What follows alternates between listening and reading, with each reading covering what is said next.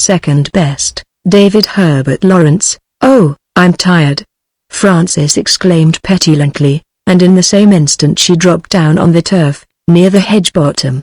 Anne stood a moment surprised, then, accustomed to the vagaries of her beloved Frances, said, "Well, and aren't you always likely to be tired, after travelling that blessed long way from Liverpool yesterday?"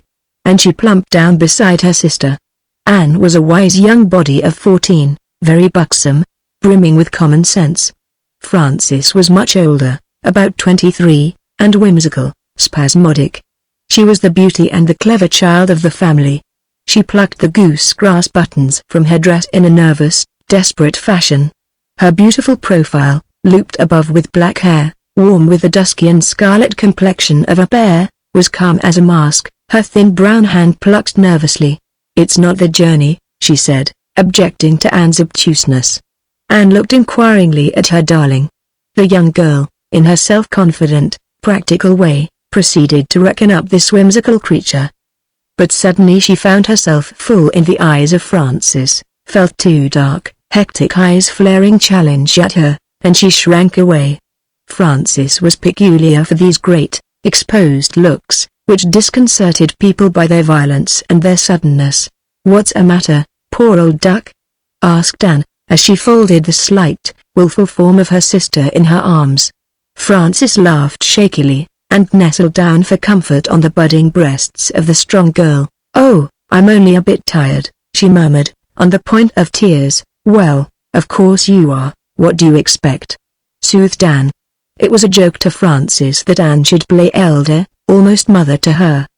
But then, Anne was in her unvexed teens, men were like big dogs to her, while Frances, at 23, suffered a good deal. The country was intensely morning still. On the common everything shone beside its shadow, and the hillside gave off heat in silence. The brown turf seemed in a low state of combustion. The leaves of the oaks were scorched brown. Among the blackish foliage in the distance shone the small red and orange of the village. The willows in the brook course at the foot of the common suddenly shook with a dazzling effect like diamonds. It was a puff of wind. Anne resumed her normal position. She spread her knees, and put in her lap a handful of hazelnuts, whity-green leafy things, whose one cheek was tanned between brown and pink. These she began to crack and eat. Frances, with bowed head, mused bitterly. You know Tom Smedley?"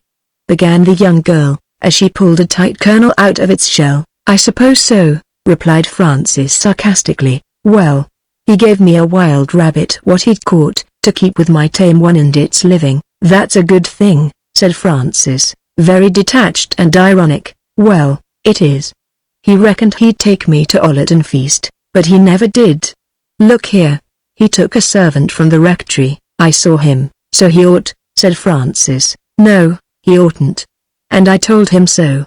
And I told him I should tell you, and I have done." Click and snap went a nut between her teeth. She sorted out the kernel, and chewed complacently. "It doesn't make much difference," said Frances. "Well, happen it doesn't, but I was mad with him all the same." "Why?" "Because I was. He's no right to go with a servant." "He's a perfect right," persisted Frances, very just and cold. "No, he hasn't. When he'd said he'd take me," Frances burst into a laugh of amusement and relief. "Oh, no, I'd forgot that," she said, adding, "And what did he say when you promised to tell me?" He laughed and said, "He won't fret her fat over that." "And she won't," sniffed Frances. There was silence. The common, with its sere, blonde-headed thistles, its heaps of silent bramble, its brown-husked gorse in the glare of sunshine, seemed visionary. Across the brook began the immense pattern of agriculture, white checkering of barley stubble, brown squares of wheat, khaki patches of pasture, red stripes of fallow, with the woodland and the tiny village dark like ornaments, leading away to the distance, right to the hills, where the check pattern grew smaller and smaller, till, in the blackish haze of heat, far off, only the tiny white squares of barley stubble showed distinct. I say, here's a rabbit hole," cried Anne suddenly. "Should we watch if one comes out? You won't have to fidget, you know." The two girls sat perfectly still. Frances watched certain objects in her surroundings. They had a peculiar, unfriendly look about them. the weight of greenish elderberries on their purpling stalks, the twinkling of the yellowing crab apples that clustered high up in the hedge, against the sky, the exhausted, limp leaves of the primroses lying flat in the hedge bottom, all looked strange to her. Then her eyes caught a movement. A mole was moving silently over the warm, red soil, nosing, shuffling hither and thither, flat, and dark as a shadow, shifting about, and as suddenly brisk, and as silent, like a very ghost of joie de vivre. Francis started, from habit was about to call on Anne to kill the little pest. But, today, her lethargy of unhappiness was too much for her. She watched the little brute paddling, snuffing, touching things to discover them, running in blindness, delighted to ecstasy by the sunlight and the hot, strange things that caressed its belly and its nose. She felt a keen pity for the little creature. Fran, look there. It's a mole.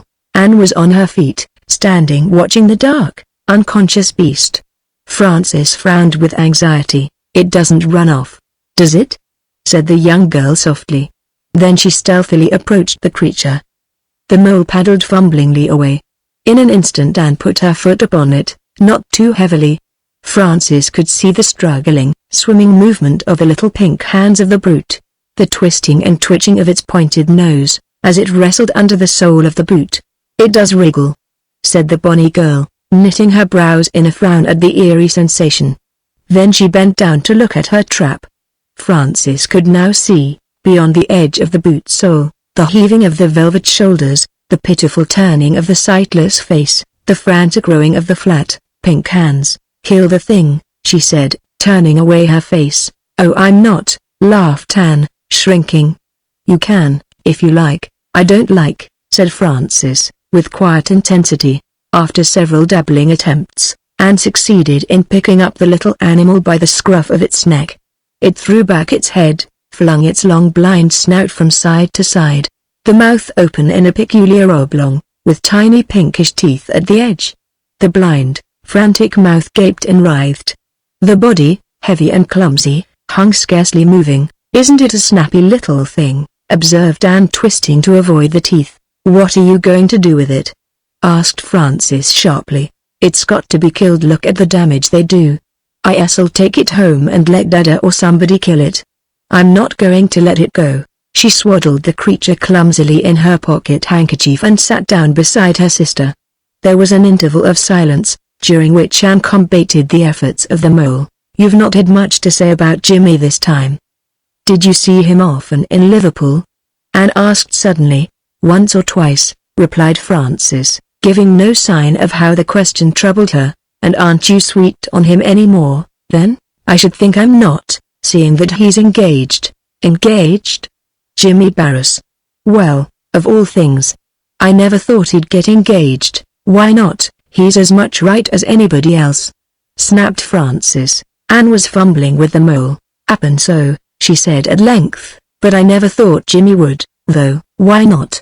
Snapped Francis. I don't know this blessed mole. It'll not keep still! Who's he got engaged to? How should I know? I thought you'd ask him. You've known him long enough. I think he thought he'd get engaged now he's a doctor of chemistry. Francis laughed in spite of herself. What's that got to do with it? She asked. I'm sure it's got a lot. He'll want to feel somebody now, so he's got engaged. Hey, stop it, go in. But at this juncture the mole almost succeeded in wriggling clear. It wrestled and twisted frantically, waved its pointed blind head, its mouth standing open like a little shaft, its big, wrinkled hands spread out. Going with you, urged Anne, poking the little creature with her forefinger, trying to get it back into the handkerchief. Suddenly the mouth turned like a spark on her finger. Oh! She cried, he's bit me. She dropped him to the floor. Dazed, the blind creature fumbled round. Francis felt like shrieking. She expected him to dart away in a flash, like a mouse. And there he remained groping. She wanted to cry to him to be gone. Anne, in a sudden decision of wrath, caught up her sister's walking cane. With one blow the mole was dead. Francis was startled and shocked. One moment the little wretch was fussing in the heat, and the next it lay like a little bag, inert and black. Not a struggle, scarce a quiver. It is dead. Frances said breathlessly. Anne took her finger from her mouth, looked at the tiny pinpricks, and said, "Yes, he is, and I'm glad. They're vicious little nuisances, moles are," with which her wrath vanished. She picked up the dead animal. "Hasn't it got a beautiful skin?" she mused, stroking the fur with her forefinger. Then with her cheek, "Mind," said Frances sharply. "You'll have the blood on your skirt." One ruby drop of blood hung on the small snout, ready to fall. Anne shook it off onto some harebells. Frances suddenly became calm. In that moment, grown up, "I suppose they have to be killed," she said, and a certain rather dreary indifference succeeded to her grief. The twinkling crab apples, the glitter of brilliant willows now seemed to her trifling, scarcely worth the notice. Something had died in her, so that things lost their poignancy. She was calm, indifference overlying her quiet sadness. Rising, she walked down to the brook course. "Here, wait for me," cried Anne, coming tumbling after. Frances stood on the bridge, looking at the red mud trodden into pockets by the feet of cattle. There was not a drain of water left, but everything smelled green, succulent. Why did she care so little for Anne, who was so fond of her? She asked herself. Why did she care so little for anyone? She did not know, but she felt a rather stubborn pride in her isolation and indifference. They entered a field where stalks of barley stood in rows, the straight, blonde tresses of the corn streaming onto the ground. The stubble was bleached by the intense summer, so that the expanse glared white. The next field was sweet and soft with a second crop of seeds, thin, straggling clover whose little pink knobs rested prettily in the dark green. The scent was faint and sickly. The girls came up in single file, Frances leading. Near the gate a young man was mowing with the scythe some fodder for the afternoon feed of the cattle. As he saw the girls he left off working and waited in an aimless kind of way. Frances was dressed in white muslin, and she walked with dignity, detached and forgetful. Her lack of agitation, her simple, unheeding advance made him nervous. She had loved the far-off Jimmy for 5 years, having had in return his half-measures. This man only affected her slightly. Tom was of medium stature, energetic in build.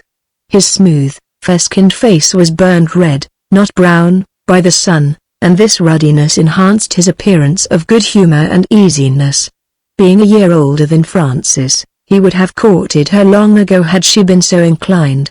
As it was, he had gone his uneventful way amiably, chatting with many a girl, but remaining unattached, free of trouble for the most part.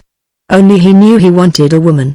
He hitched his trousers just a trifle self-consciously as the girls approached. Frances was a rare, delicate kind of being, whom he realized with a queer and delicious stimulation in his veins. She gave him a slight sense of suffocation. Somehow, this morning, she affected him more than usual. She was dressed in white. He, however, being matter-of-fact in his mind, did not realize. His feeling had never become conscious, purposive. Frances knew what she was about. Tom was ready to love her as soon as she would show him.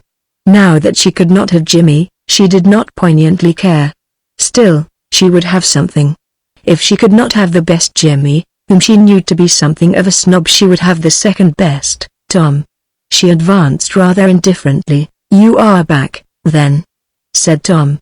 She marked the touch of uncertainty in his voice. "No," she laughed, "I'm still in Liverpool," and the undertone of intimacy made him burn. "This isn't you, then?" he asked. Her heart leapt up in approval. She looked in his eyes, and for a second was with him. "Why, what do you think?" She laughed. He lifted his hat from his head with a distracted little gesture. She liked him, his quaint ways, his humor, his ignorance, and his slow masculinity. "Here, look here," Tom Smedley, broke in Anne, a mouderwarp. "Did you find it dead?" he asked. "No, it bit me," said Anne. "Oh, aye. And that got your rag out, did it?" "No, it didn't," Anne scolded sharply. "Such language. Oh, what's up, Wit? I can't bear you to talk broad, can't you?" He glanced at Frances. "It isn't nice," Frances said. She did not care, really. The vulgar speech jarred on her as a rule. Jimmy was a gentleman. But Tom's manner of speech did not matter to her. "I like you to talk nicely," she added. "Do you?" he replied, tilting his hat, stirred. And generally you do, you know, she smiled. I'll have to have a try, he said, rather tensely gallant. What? She asked brightly. To talk nice to you, he said. Frances colored furiously, bent her head for a moment, then laughed gaily, as if she liked this clumsy hint. Now, you mind what you're saying, cried Anne, giving the young man an admonitory pat. You wouldn't have to give yon mole many knocks like that, he teased, relieved to get on safe ground, rubbing his arm. No indeed, it died in one blow, said Frances, with a flippancy that was hateful to her. You're not so good at knocking, Em? He said, turning to her. I don't know, if I'm cross, she said decisively. No? He replied, with alert attentiveness. I could, she added, harder, if it was necessary. He was slow to feel her difference. And don't you consider it is necessary? He asked, with misgiving. WL is it? She said, looking at him steadily, coldly. I reckon it is, he replied, looking away, but standing stubborn. She laughed quickly. But it isn't necessary for me, she said, with slight contempt. Yes, that's quite true, he answered. She laughed in a shaky fashion. I know it is, she said, and there was an awkward pause. Why, would you like me to kill moles then? She asked tentatively. After a while, they do us a lot of damage, he said, standing firm on his own ground, angered. Well, I'll see the next time I come across one, she promised, defiantly. Their eyes met, and she sank before him, her pride troubled. He felt uneasy and triumphant and baffled, as if fate had gripped him.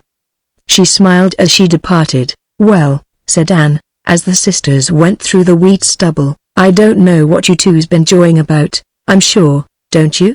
Laughed Frances significantly. No, I don't. But, at any rate, Tom Smedley's a good deal better to my thinking than Jimmy, so they're nicer. Perhaps he is, said Frances coldly, and the next day, after a secret, persistent hunt, she found another mole playing in the heat. She killed it, and in the evening, when Tom came to the gate to smoke his pipe after supper, she took him the dead creature. Here you are then, she said. Did you catch it? He replied, taking the velvet corpse into his fingers and examining it minutely. This was to hide his trepidation. Did you think I couldn't? She asked, her face very near his. Nay, I didn't know. She laughed in his face, a strange little laugh that caught her breath, all agitation, and tears, and recklessness of desire. He looked frightened and upset. She put her hand to his arm. Shall you go out with me? He asked, in a difficult, troubled tone. She turned her face away, with a shaky laugh. The blood came up in him, strong, overmastering. He resisted it. But it drove him down, and he was carried away. Seeing the winsome, frail nape of her neck, fierce love came upon him for her, and tenderness. Riesel ave to tell your mother, he said. And he stood, suffering, resisting his passion for her. Yes, she replied, in a dead voice. But there was a thrill of pleasure in this death.